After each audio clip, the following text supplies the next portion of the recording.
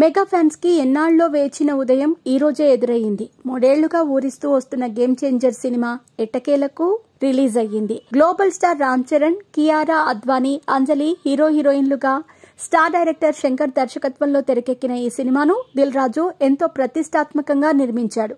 ఎప్పుడెప్పుడు game changer release అవుతుందా అని ఫ్యాన్స్ 1000 కళ్లతో ఎదురుచూశారు. ఆ ఎదురుచూపులకు ఫుల్ స్టాప్ పడింది.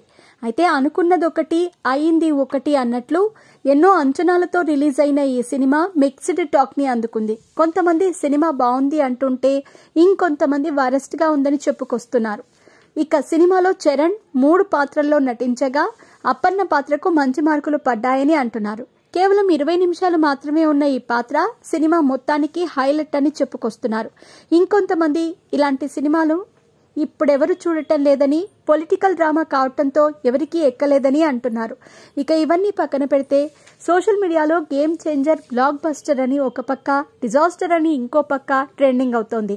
వీటినేమీ పట్టించుకోకుండా ఫ్యాన్స్ మాత్రం సినిమాకు క్యూ కడుతున్నారు. ఇక తాజాగా గేమ్ చేంజర్ కు పాజిటివ్ రెస్పాన్స్ రావడంతో మెగా ఫ్యామిలీ ఆనందం వ్యక్తం చేస్తుంది. ఉపాసన, సాయి ధరమ్ తేజ్ లాంటి వారి సినిమాకు మంచి రెస్పాన్స్ రావడంతో గేమ్ చేంజర్ టీమ్ కు శుభాకాంక్షలు తెలుపుతూ పోస్టులు పెడుతున్నారు.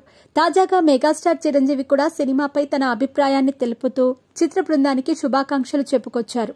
అప్పన్న నీతిమంతుడు మరియు వ్యవస్థను ప్రక్షాళన చేయాలనే పట్టుదలతో ఉన్న ఐఏఎస్ అధికారి. రామ్ నందన్ గా రామ్ చరణ్ చాలా బాగా నటించాడని ప్రశంసలు అందుకుంటున్నందుకు సంతోషిస్తున్నాను.